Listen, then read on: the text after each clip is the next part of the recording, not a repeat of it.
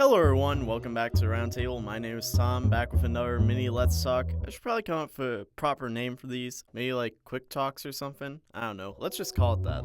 That's the unofficial name. It's just Quick Talks. Anyways, let's get into it. One of my favorite things about the medium of animation is there are no limitations. You can do literally anything. Anything as long as you can imagine it. Animation is the medium of imagination. When you actually stop to think of all the things that go into building a world that you start from scratch, every building, every object, each person, and then deciding how everything will move and how to make that all interesting to watch, there is so much imagination that goes into all of that. It can really show what a creator is capable of when they have the resources, because if you can draw it, you can make it happen, which can be easier said than done, but regardless. So it makes perfect sense to build a show off of that exact premise. Foster's Home for Imaginary Friends took a real-life concept and used animation to bring it to life. A lot of us had imaginary friends growing up, and we all wanted to know what it would be like if they were real. What if we could see them, touch them, hear them, see them? Well, Foster's Home for Imaginary Friends not only did that, but they also went a step further, asking the question, what happens when we outgrow those friends? As awesome as it would be for all of us lonely kids to have our imaginary friends be real, there aren't a whole lot of imaginary friends at bars or corporate dinner parties. At some point, all of us let go of our imaginary friends, and luckily, there was no sentience to these companions who existed only in our minds. They were left behind with a lot of the fantasies we had as children. But what if they weren't? What if they could be brought to life? Would these friends fade away? Would they watch us grow up and leave them behind? Or would there be a place for them to go once their kid no longer needed them? A place where their kid can come back and see them when they aren't off helping someone else. A place where they can go knowing that they helped someone get to the point where they no longer needed them. They gave them the tools to live their life that they wouldn't have without them. Madame Foster, out of the goodness of her heart, offered a place for these old and forgotten friends. But if this is a world where kids can bring their imaginations to life into physical and independent beings, what does it mean when their families and parents don't allow for a child to have an imaginary friend? We can even go into questions not asked by Foster's Home for Imaginary Friends. Would people see these things as abominations? Would there be a religious backlash against imaginary friends for letting children think it's okay to play God? What would be the social and political implications for imaginary friends? What would their rights be? What roles would they be allowed to play in society beyond their place as companions for children? But to go back to our point of what happens when a child's family rejects their friend, in Foster's Home, Mac was lucky enough to be allowed to keep Bloo at the home when his mother couldn't handle keeping Bloo at the house anymore, or keep him at the apartment. It all means the same thing. And it's understandable that having an imaginary friend wouldn't be possible for a lot of families. We see most of the friends eating, they sleep, they take up space, and without going too far down this rabbit hole, there's going to be a lot of cases where families can't afford to let their child have an imaginary friend. Having an imaginary friend in this world would have to be an economic privilege, as only children who come from homes financially stable enough to support another tenant in their home will be allowed to have a friend,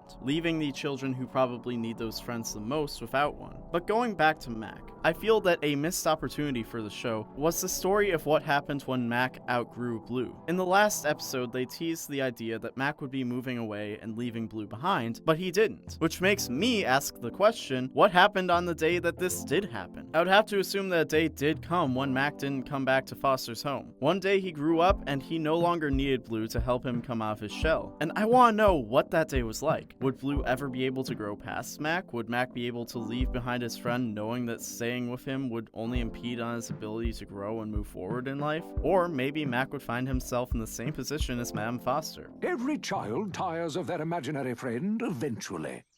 Yours didn't.